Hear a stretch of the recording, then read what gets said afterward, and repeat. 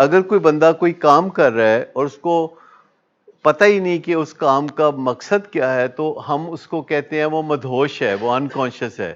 مثال کے طور پر آپ سب خواتین اور دوسرے لوگ بھی جو کھانا وانا پکاتے ہیں وہ چیزوں کو بھونتے ہیں، تو آپ مجھے بتا سکتے ہیں کہ کیوں بھونتے ہیں چیزوں کو؟ وجہ بھی تو ہونی چاہیے نا.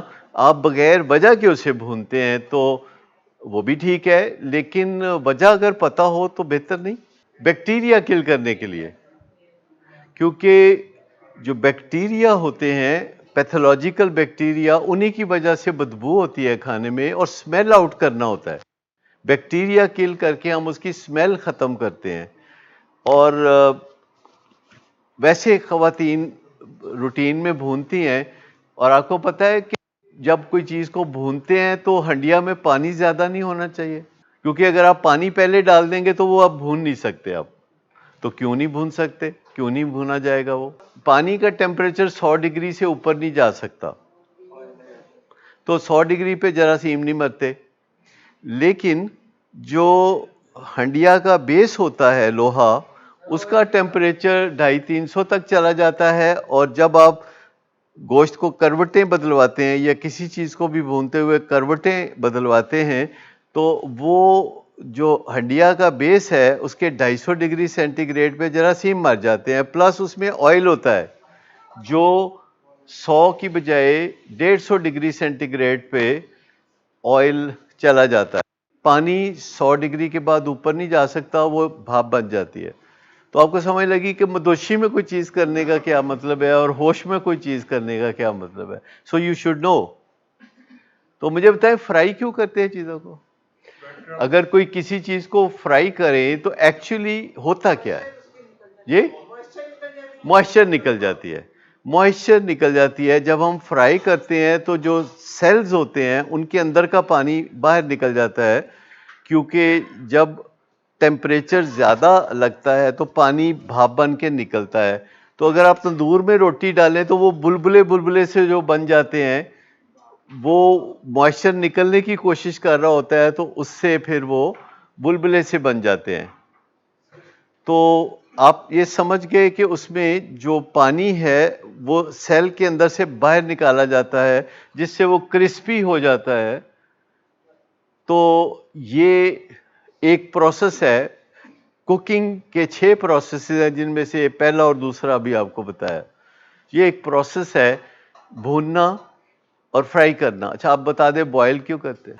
پانی اندر ڈالنے کے لیے، یعنی سیلز کے اندر. آپ مجھے بتائیں اگر دال کو آپ بوائل کریں گے تو دال کا والیوم بڑھتا ہوا نظر آتا ہے، تو وہ کیسے بڑھ جاتا ہے؟ وہ پانی سیل کے اندر چلا جاتا ہے. تو چنا جو چھوٹا سا ہوتا ہے جب وہ پکتا ہے تو وہ چنا بڑا سا ہو جاتا ہے. تو پانی اندر جانا یہ بوائل کرنے سے ہوتا ہے. تو یہ تیسرا پروسیس ہے.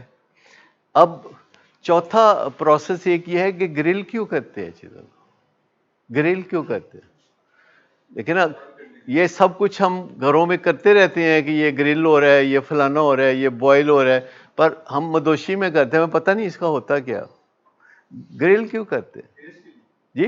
اور ٹیسٹ کے لیے تو سارا کچھ کرتے ہیں، لیکن گرل کرنے سے ٹیسٹ کیوں آتی ہے؟ گرل کرنے سے بیکٹیریا بھی مرتے ہیں، وہ that is beside the point. لیکن اصل چیز جو گرل کرتے ہیں وہ جو سیل میمبرین ہوتی ہے، اس سیل میمبرین کو پورس کرنے کے لیے، ڈائجسٹیبل بنانے کے لیے. ادروائز وہ ڈائجسٹیبل نہیں ہوگا. جیسے یہ چھلی ہوتی ہے یا سٹا ہوتا ہے، تو جب آپ اسے گرل کرتے ہیں تو آپ اسے کھا سکتے ہیں. اگر آپ اسے گرل نہیں کریں گے تو پھر آپ اسے کھا نہیں سکتے. اس کی جو سیل والز ہیں وہ ڈائجسٹیبل ہو جاتی ہیں. اب مجھے بتائیے کہ بیک کیوں کرتے ہیں؟ پانچواں پروسیس ہے بیک کرنا. تو بیک کیوں کرتے ہیں؟ سیلز کے درمیان ہوا بھرتے ہیں، یعنی ان بٹوین دی سیلز ہوا جمع کرتے ہیں. تو اگر آپ ایک پیڑا رکھتے ہیں بیکنگ کے لیے تو وہ اتنا بڑا ہو جاتا ہے. اس میں خمیر ہوتا ہے، اور وہ خمیر جو ہوتا ہے جب آنچ لگتی ہے تو وہ وہاں ہوا پیدا ہوتی ہے بیکٹیریا سے، اور وہ ہوا جو ہے وہ ڈبل روٹی کو ایسا بنا دیتی ہے اسپونجی. وہ بٹوین ہوا بھرے ہوئے خالی کھانے آپ کو نظر آتے ہیں جب آپ اسے کاٹتے ہیں تو ہوا بڑھتے ہیں. تو یہ بیکنگ کا اب مجھے بتائیے کہ دم کیوں دیتے ہیں؟ ایروما خوشبو نکالنے کے لیے، خوشبو اور ایروما نکالنے کے لیے، تاکہ آپ کے ہمسایوں کے گھر گوبھی پک رہی ہو تو آپ کو پتہ چل جاتا ہے. اچھا مجھے بتائیے کہ یہ جو بھی کچھ آپ کوک کریں گے، یہ 6 چیزوں میں سے کوئی چیز 4 3 2 5 یہ پروسیسز ہوں گے تو آپ کریں گے. اگر پتہ نہیں، لیکن بہت سارے لوگ بنا لیتے ہیں، لیکن مدوشی میں. اچھا اسی طریقے سے بہت سارے لوگ نشہ چھوڑنے کی کوشش کرتے ہیں عالم مدوشی میں. وہ کہتے ہیں جی ول پاور ہونی چاہیے، بس چھٹ دیں گے نشہ. لیکن اس کے اندر پروسیس ہے. آپ کو ڈیزیز کانسیپٹ سمجھنا پڑے گا کہ یہ ڈیزیز کانسیپٹ کیا ہے، یہ ریکریشنل یوز کیا ہے، اور ڈیزیز کیا ہے. تو ڈیزیز کانسیپٹ سمجھنا پڑے گا، اور آپ کو پتہ چلے گا کہ یہ بیماری اصل میں ہے کیا. جب تک آپ کو یہ پتہ نہیں چلے گا، آپ کا ارادہ نہیں بنے گا کہ آپ نشہ چھوڑ دیں.